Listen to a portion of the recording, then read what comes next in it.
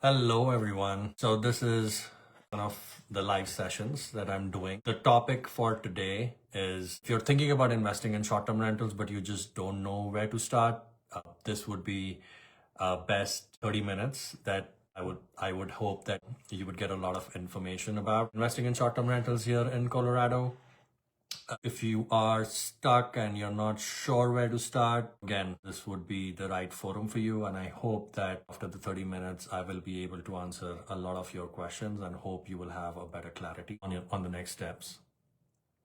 This will, at the end of the 30 minutes, like I mentioned, you would have a better clarity in terms of where to invest, whether mountain towns suit you and aligns with your goal as compared to Denver metro areas, what to buy, what rookie mistakes to avoid, and I will just try to make it a worthwhile 30 minutes for you. What I see, and I would be referring to my notes on the desktop, so I may be turning my head so that I'm on track. Most of the people that I connect with and they reach out to me, see that most of them are just stuck in the first step because there is so much of information where they get into an analysis paralysis mode. There may be too many options, so they are not sure what to do, what to decide, which direction to go, or fear of making mistakes, right? Or probably not knowing how to run the numbers because the way you will be running the numbers for a short-term rental is very different from a long-term rental, which typically most of the investors invest in. So let me know what's stopping you from taking that next step. If you let me know whether it's a budget, whether it's the location, the STR rules, or you don't know how to run the numbers, that'll just give me a better idea of what are the roadblocks in front of you right now. What I am going to do is that I will spend, say, another 5 to 10 minutes talking about just the benefits of investing in short-term rentals so that you get an overall better picture. And I will just compare short-term rental to long-term rentals so that you can actually differentiate which asset class really aligns with your long-term and short-term goals. And I hope that will be helpful. Everybody, I tell all my clients, short-term rental investing is essentially lifestyle investing. What I mean by lifestyle investing is that you get to enjoy the property. You always have an access to the property while your guests are paying for it. What is that? Say, for example, you have a mountain property and you have now family and friends who are coming to Colorado. What you can do is that you can just get into your calendar and block out a week or 10 days to go out there with your family and friends and enjoy the property for free, make memories, enjoy the amenities, the views, what have you, the game room that you probably made in that property. And everything is free, right? So you are basically having a free vacation while your guests are paying for that property. So I think that's, in my view, is a biggest benefit of investing in short-term rentals. The other benefit is that your property gets deep clean at least 4 to 5 times a month, right? That way your property is always well maintained and you always have access to the property. Now, let's compare this to a short-term. Let's compare this particular point that I just mentioned about maintaining your property as compared to a long-term rental. So ask yourself, if you want a long-term rental, when do you really get access to your property? Probably 2 times, right? Probably once when you closed on the property, and the next time is between the tenant turnovers, right? So you go during the tenant turnover and you get to realize that, hey, the tenant's dog has peed on the property, peed on the carpet, I'm sorry, and hey, Nimisha, so the dog has peed on the carpet, and probably the tenant punched in holes in your walls and doors. And actually this happened with one of our friends just 2 months back, and he was like, I don't know what to do, because essentially what happens is that you are now losing probably 1 month of rent, right? And plus that extra stress that you have to deal with, right? Now compare that to a short-term rental. Now, what happens with the short-term rental, I'll tell you a story about myself, about my property. So if there is, accidentally the guest broke the, hey Nimisha. So accidentally the guest broke one of our table lamps, and they just texted me, hey, he accidentally broke the lamp. Let us know how much to fix it. So what that means is, and this is just one example, sometimes one of the time my hot tub the water got bad, right? And they themselves reached out to me saying that, hey, accidentally something happened.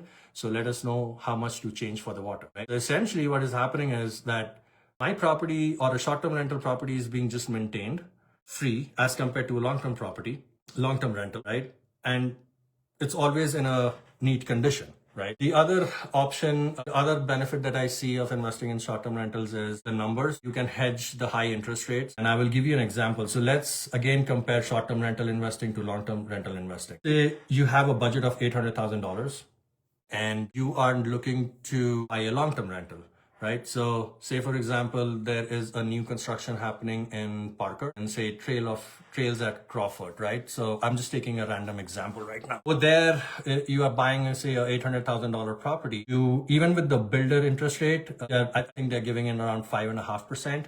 So you're putting in 25% down. That's $170,000 out of your pocket, right? Whereas after that, even at 5.5% interest rate, the mortgage would be somewhere around $4,300 to $4,500 per month. Now, if you are looking to the maximum rent that you can demand in that neighborhood, even with a new construction neighborhood, I'm not saying that's a bad neighborhood, it's an upcoming and nice neighborhood, but the maximum rent that you can demand over there would be around $3,100 to $3,300. So essentially in your investment, you are putting $1,200 to $1,500 a month, right? So I don't know if you really want to call that as an investment. You're basically just blocking your money, under $70,000. Now let's compare if you are going to buy another if you're buying a $800,000 property as a short-term rental. So you may be, if you're buying it as a second home and it qualifies for that, you may be just putting in 20% down. So you are straight away saving 5% upfront towards the down payment, which you can actually use towards furnishing the property, right? Now, if you are, obviously when you're buying a short-term rental, you would be running numbers. That's where I come in and I help run numbers because that's what I do. And so say, for example, a $800,000 property, and I'm giving you real numbers, and this is actually of a client of mine. She made in her first year, last year, she made about $100,000. So if you buy that $800,000 property with a 20% down, you save 5% up front. And then what you're doing is, essentially let's calculate the expenses, right? So your mortgage, let's say it's about $60,000. Let's say another $20,000 for all the expenses. I'm just making it up right now, but these are very close to realistic numbers. So you're still cash flowing $20,000, right? You're buying an $800,000 property as a short-term rental, you're still cash flowing $20,000. And now compared to that long-term rental example that I just shared, where you are putting in 5% more and you're then putting $1,200 to $1,500 a month towards your investment. So something to think about. The biggest other tax benefit why people who are high income earners, especially people whose household income are like $200,000 and above, they usually invest in short-term rental because of the tax benefits. Essentially, what happens is that short-term rentals are considered as active income as compared to long-term rentals, which are considered passive income. So the benefit is that you can front load the depreciation and you can get a lot of tax benefit by doing a cost segregation study on top and then mixing it up with bonus depreciation. And especially now with the big beautiful bill, the best thing is that you can get 100% bonus depreciation in your first year. If you do the right things, you have the right team, and then you do the right things, you will qualify for the bonus depreciation. And this can be actually used in various strategies that we can definitely talk later. So if you have any questions, do keep on commenting, or if you feel that there is something that is stopping you to take a decision, probably the budget, the location, the rules. The STR rules are very different and complex in Colorado, especially, and you don't know how to run numbers. So I'll at least have a better idea of how to help you. So let me know if you have any questions, just put it in the comments and I'll get back to you. So let's move on. I'm just referring to my notes so that I'm careful about your time. So I'll just go through some of the areas at high level where you can do short-term rentals. And again, it's not an exhaustive list because the rules keeps on changing. And there are rules within the cities as well and counties. So it's very complex to just explain it right now. But some of the cities where you can do short-term rentals is like Arvada. There are some restrictions, but yes, you can. Wheatridge, again, not everywhere, but in some districts, yes. Then there is a small pocket in Adams County where you can do it, which has a Denver zip code. So that's very promising because you have very good revenue numbers, especially because it has a Denver zip code, but all the Denver County rules doesn't apply into this zip code. So North Glen maybe is another good example. Westminster is another good area in the west side of Denver Metro, and then Centennial. Moving on to mountain towns. Mountain towns, I would say Grand County is very good. Winter Park, Fraser, Tabanash, Grand Lake, Granby, these are very good. Year-round tourism happening there, good appreciation, lots of activities, and the best thing, they are very host-friendly, so that's a very good thing. The other is Park County, which is again they are looking at tightening the regulations. I would not say tightening the regulation, but they are just regulating it, which is actually good in a way. So that's good. The other is Carbondale. Then towards the south, it would be Teller County, Woodland Park, Cascade, Cripple Creek, Lake George, Florissant, Divide. These are some good areas. These are actually underrated areas where I have seen very good revenue numbers as compared to other areas, and the property prices are also very cheap. Like considering the other mountain cities, these are some good cities to really look into. Grand Junction is again something which is coming up. Snowmass, Vail, Teller County, and Summit County. Summit County again has a lot of regulations.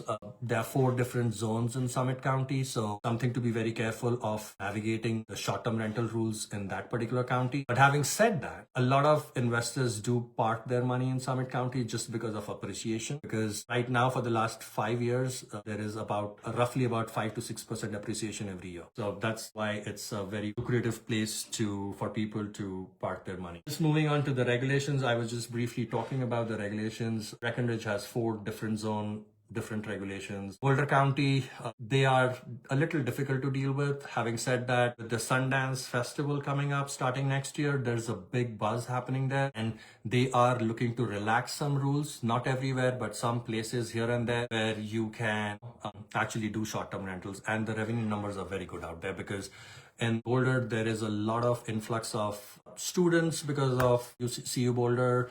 Parents are coming in, like right now, with the graduations happening, there's so much of inflow. Everything is booked out there right now. Grand County, like I just mentioned, Grand County is really good place to invest, again, for appreciation, especially in Winter Park, Fraser, and Tabanash. Very good appreciation out there. They are very friendly. And the other big thing is that you can host up to 16 people in the property if there is enough space, and obviously it needs to follow the other protocols. That essentially means the more people you're hosting, it essentially means that you're generating more revenue for the same amount of work and the same amount of time that you're putting in. Right. Park County, they are regulating it. Again, in my humble view, it's good because when you are getting into this county, you really know what you're getting into. So say for example, let's compare Park County to Grand County, right? So Park County goes by how many number of people you can host would be going by septic size and the room count. Whereas there are no regulations in Grand County. So in Grand County, like I just mentioned, you can host up to 16 people in a house if it has a space and everything. But in Park County, if it's a 3-bedroom, you may be able to only host 6 people. So what happens there is that you got to go niche to attract whatever your guest avatar is. But again, it's very difficult to say whether this county is good or that county is good. That really depends on so many different factors, including the experience that you're providing, the amenities that you're doing, and so many other factors. Moving on. Thanks for joining in. I see a couple of people joining in. Thank you. If you have any questions, feel free to put in the comments and I'll definitely get back to you. Okay, so moving on, I will just go through at a high level in terms of budget. I will just break down in terms of budget. If your budget is say between $500 to $850,000, again, it's going to be a big range because mountain properties are a little bit complex. And there are so many moving parts because you may be buying a turnkey short-term rental where you may not have to come up with a lot of setup costs. Whereas if you're just buying a property and then setting it up, obviously you will have a setup cost. So really depend, and the setup cost will really depend on what amenities you are putting in, right? So if your budget is around $500 to $850,000 and the startup cost is between $20,000 to $70,000, you can expect an annual revenue of $70 to $130,000. And that's a big number. The locations in this range right now would be Adams County that I just mentioned, Arvada, Westminster, Wheat Ridge, Paley, Palmer Lake, Fairplay, and Monument. These are some good places where you have good revenue numbers and you have good returns on the money that you're investing in. Moving on, if you're moving from 700 to 1.3 million, $1.4 million with a setup cost of about $50,000 to $110,000, you can expect a revenue of about $120,000 to $200,000. Places like Winter Park, Tabernash, Fraser, Grand Lake, Granby, Glenwood Springs. These are some good places to really put your money. And if you're really going high end, $1.2 million and above with a setup cost of around $70,000 to $130,000, you can expect an annual revenue of about $170,000 to $300,000. Places like, these are basically the high end ski resort areas. Thanks, Pawan. Hope you're doing good.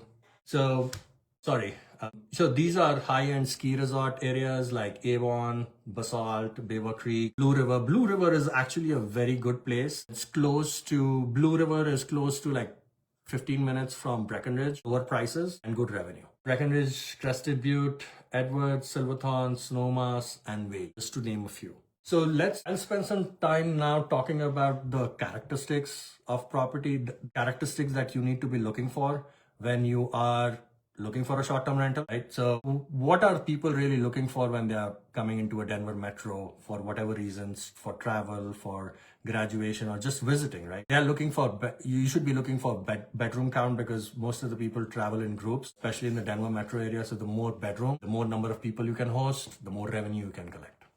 Living areas are very important because people really think about, I'm sure all of us have used Airbnb, right? So when you go with a 4 family, what are you doing? Where are you really spending all the time? In all the living areas and where people are gathering together, right? Kitchen, living area, and the games. People just get into their room to sleep, right?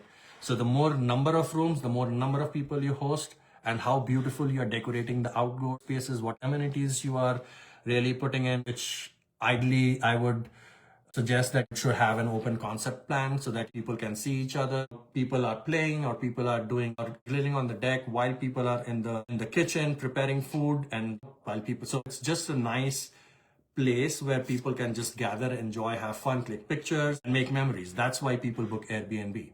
And I'm just talking about high-end Airbnbs, right?